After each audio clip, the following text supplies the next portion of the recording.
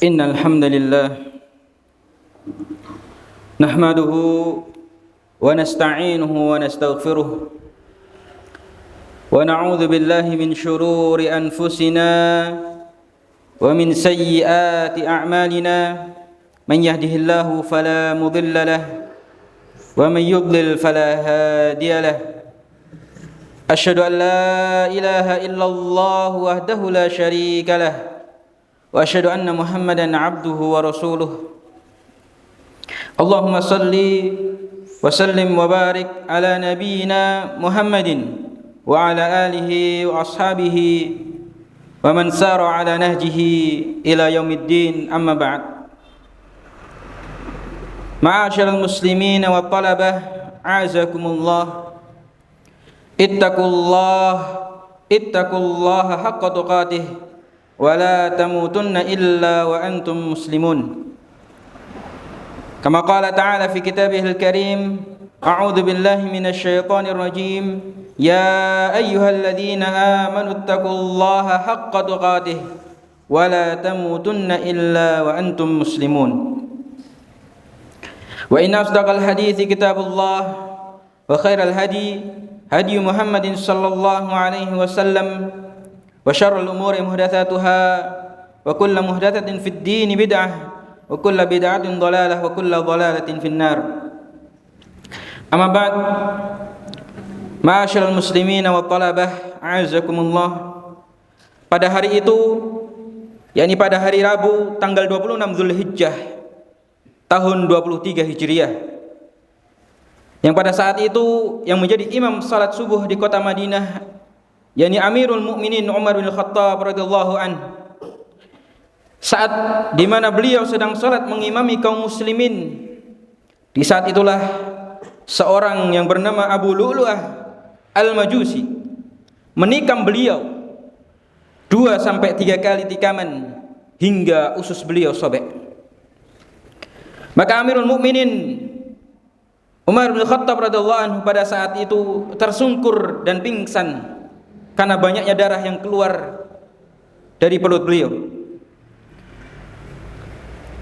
Sebelum matahari terbenam atau sebelum matahari terbit, saat beliau dalam keadaan pingsan, maka para sahabat berseru kepada Umar bin Khattab, "As-salatu ya Amirul Mukminin, as-salah." Wahai Amirul Mukminin, salatlah, salatlah. Maka tiba-tiba beliau tersadar dari pingsannya dalam keadaan luka yang parah di perut beliau. Maka beliau bertanya kepada para sahabat, "Usallin nas?" Asallan nas, apakah masyarakat sudah salat? Maka seorang sahabat sekaligus sepupu Nabi Muhammad SAW, yakni Abdullah bin Abbas, menjawab, "Na'am ya Amirul Mukminin." Naam, iya, mereka sudah salat wahai Amirul Mukminin. Maka lalu Umar mengatakan, la Islam liman tarakas shalah. Tidak ada bagian dari Islam dalam diri seorang yang meninggalkan salat. Maka kemudian disuguhkan kepada beliau wadah yang berisi air. Lalu beliau radhiyallahu an berwudu dan mengerjakan salat subuh di dekat mihrab Nabi Masjid Nabawi sallallahu alaihi wasallam. Dan itu beliau lakukan sebelum matahari terbit. Jadi belum habis waktu subuh, padahal beliau sedang terluka parah, sampai-sampai ketika beliau diberi air nabit, yakni air rendaman kurma, maka minuman tersebut keluar dari ususnya. Namun beliau radhiyallahu an tetap mengerjakan salat subuh sebelum keluar dari waktunya dalam keadaan bersimpah darah.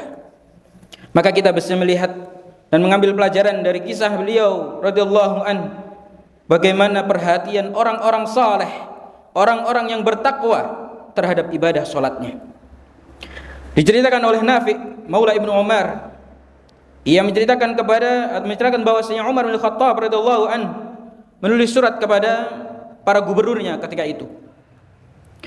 Dalam salah satu pesan dalam surat tersebut beliau mengatakan, memberikan tanbih, memberikan peringatan kepada para gubernurnya, "Inna ahamma amrikum indi as-salah." Sungguhnya urusan kalian yang paling penting menurutku adalah salat. Paling penting di dalam pengurusan negara adalah salat. man hafidhaha wa hafidha 'alaiha hafidha dinah. Maka siapa yang menjaganya dan menjaga yang berkaitan dengan salat tersebut, maka dia telah menjaga agamanya. Wa man dhayya'aha fahuwa lima siwa adya. Dan siapa yang menyia-nyiakannya, yang menyia-nyiakan salat, tidak mengerjakan pada waktunya, tidak sesuai dengan rukun-rukunnya, maka pasti urusan selain salat maka akan lebih disia-siakan. Demikianlah kenyataannya. Ma'asyiral muslimin wa talabah a'azakumullah. Ada banyak dari kaum muslimin yang benar-benar tidak peduli dengan tumakninah di dalam salat. Bahkan mungkin kita sebagai penuntut ilmu masih lalai terhadap yang namanya tumakninah dan mengerjakan salat pada waktunya. Tidak perlu dengan kekhusyukan salat, tidak perlu dengan menjaga waktu salat. Maka lihatlah ibadahnya orang lain pasti lebih tidak karuan. Salat wajibnya saja dia tidak bisa menjaga, maka apalagi ibadah-ibadah sunnah lainnya, apalagi pekerjaan-pekerjaan dunianya, belajarnya, murajaahnya, maka akan lebih kacau. Maka barometer urusan ibadah seseorang itu dilihat dari salatnya.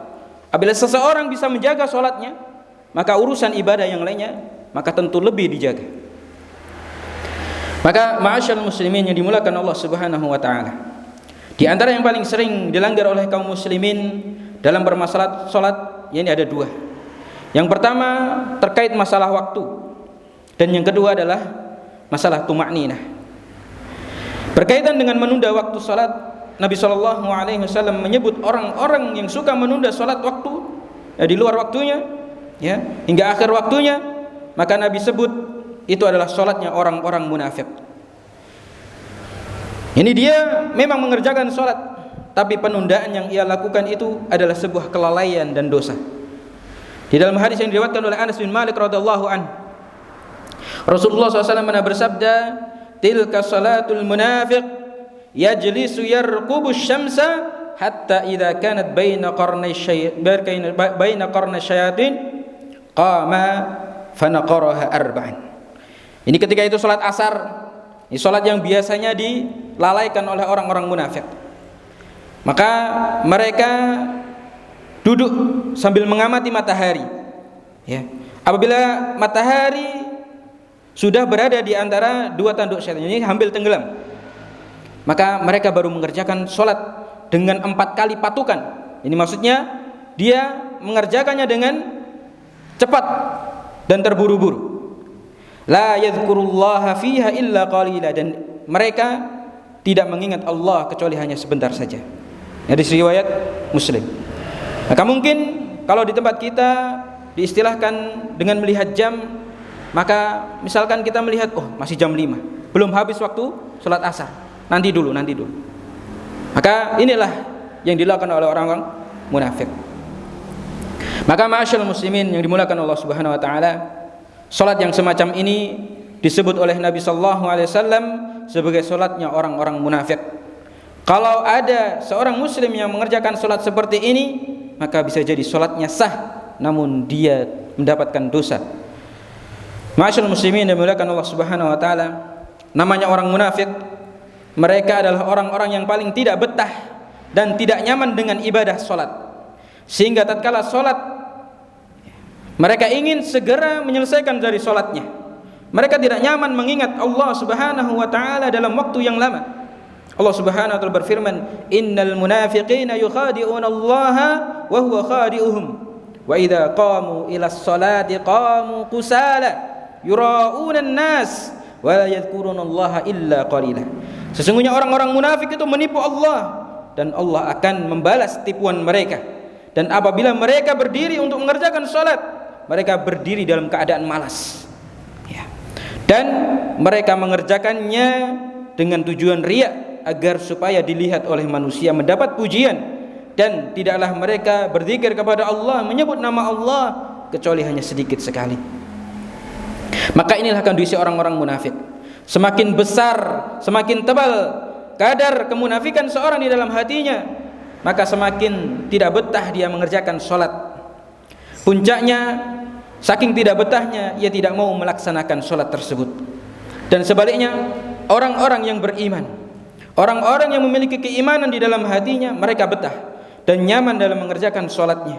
Sebagaimana Rasulullah SAW, beliau merasa betah mengerjakan sholat dengan waktu yang lama.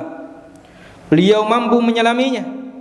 Semakin besar dan tebal keimanan seorang, maka sekadar itu pula dia akan merasa nyaman dan betah dalam mengerjakan sholatnya. Nabi SAW bersabda, "Waju'ilat qurratu 'aini fis shalah," dan dijadikan ketenangan batinku ada di dalam sholat. Sehingga saat seseorang itu sholat atau ketika beliau sholat, beliau akan menenangkan jiwa dan batin beliau.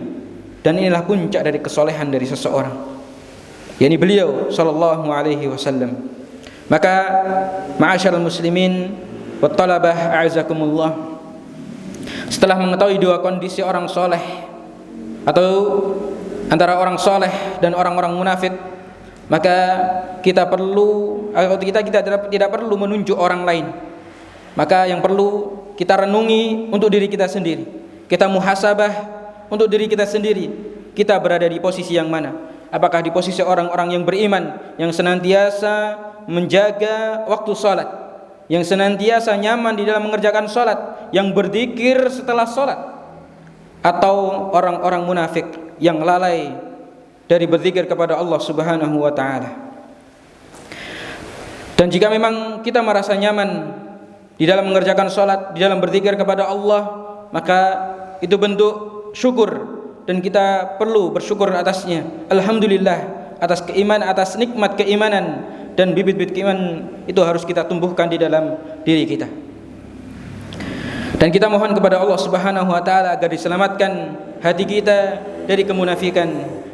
Aqulu qauli hadza wa astaghfirullah li wa lakum wa li sa'iril muslimina min kulli dzamb fastaghfiruhu innahu huwal ghafurur rahim.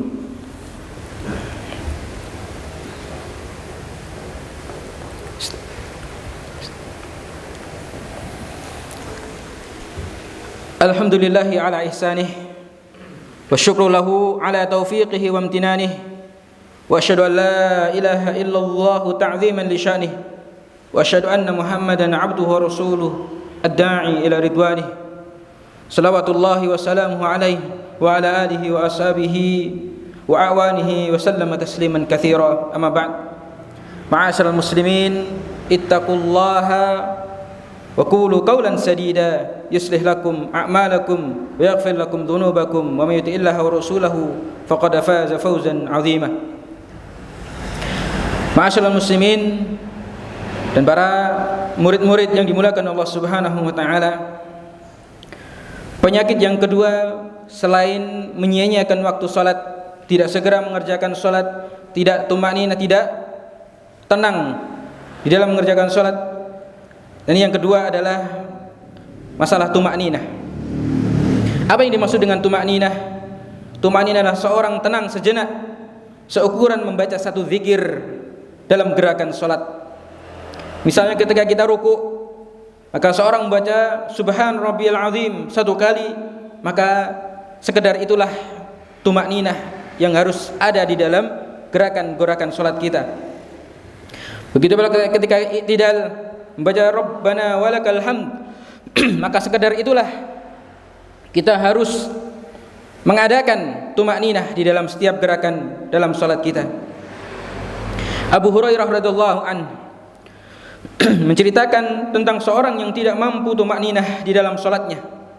Maka kemudian dilihat oleh Nabi sallallahu alaihi wasallam, maka orang tersebut ditegur dan diperintah untuk mengulangi salatnya. Irji' fasalli fa innaka lam tusalli, kembalilah kau ulangi salatmu karena kamu belum mengerjakan salat.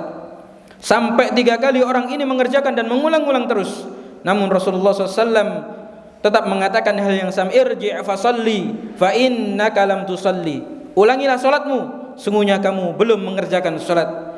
Maka beliau ingin menegaskan bahwa salat yang diterima itu ada standarnya. Kalau tidak memenuhi standar kriteria, walaupun dikerjakan berulang kali, tetap belum dianggap mengerjakan salat. Hingga akhirnya orang tersebut berkata kepada Rasulullah SAW, "Walladzi ba'atsaka bil haqq ma ahsinu ghaira hadza fa'allimni."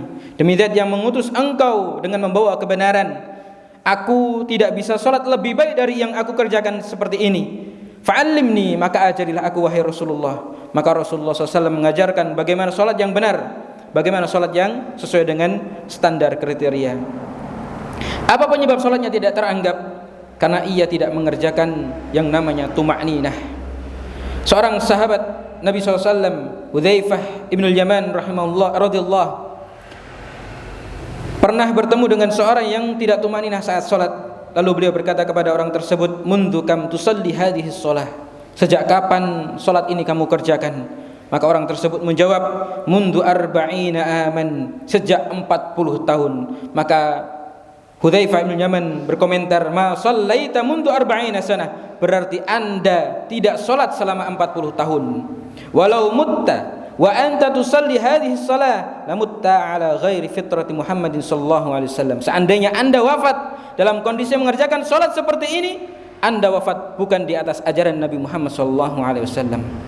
Maka bagaimana sekiranya peringatan seperti ini kita sampaikan kepada orang-orang zaman sekarang, terutama kita sebagai penuntut ilmu. Bisa jadi dia akan marah dan sebagainya. Maka dia mungkin akan mengatakan, "Memangnya kamu Tuhan yang mengatakan salat saya sah atau tidak?" Maka jemaah yang dimuliakan Allah Subhanahu wa taala, zahir salat bisa kita lihat apakah sah atau tidaknya. Bedakan antara ikhlas atau tidak. Ini tidak bisa dilihat. Perkara ikhlas tidak bisa kita lihat, namun perkara salat bisa kita lihat. Mana salat-salat yang sah dan mana salat-salat yang tidak sah. Maka ma'asyiral talabah wal muslimin, para murid-murid dan kaum muslimin secara umum, perhatikan salat kita. Jangan sampai kita mengerjakan salat namun salat itu tidak dianggap di sisi Allah Subhanahu wa taala. Maka perhatikan pula kisah Umar bin Khattab tadi yang kami sampaikan di awal. Maka bagaimana beliau dengan luka yang sangat parah, bahkan sampai ususnya sobek. Beliau minum, airnya keluar dari ususnya. Ya. Maka beliau tetap mengerjakan sholat pada waktunya. Maka jangan sampai kita beralasan pusing, demam, atau penyakit-penyakit yang ringan yang masih kita bisa mampu untuk mengerjakan sholat pada waktunya, bahkan berjamaah di masjid, maka kerjakan sesuai dengan kemampuan kita. Innallaha malaikatahu yusholluna 'alan nabi ya ayyuhalladzina amanu shallu 'alaihi wa sallimu taslima. Allahumma shalli 'ala Muhammad wa 'ala ali Muhammad kama shallaita 'ala Ibrahim wa 'ala ali Ibrahim innaka Hamidum Majid. Wa barik 'ala Muhammad wa 'ala ali Muhammad kama barakta 'ala Ibrahim wa 'ala ali Ibrahim innaka Hamidum Majid.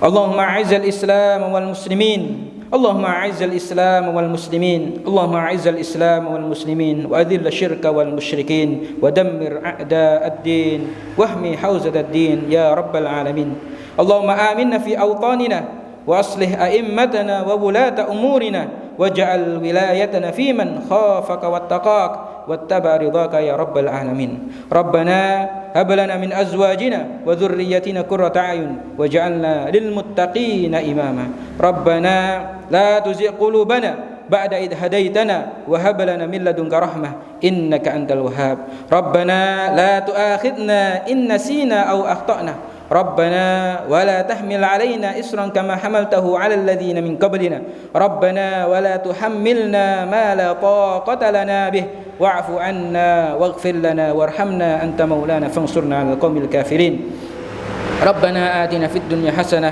وفي الآخرة حسنة وقنا عذاب النار وآخر دعوانا أن الحمد لله رب العالمين.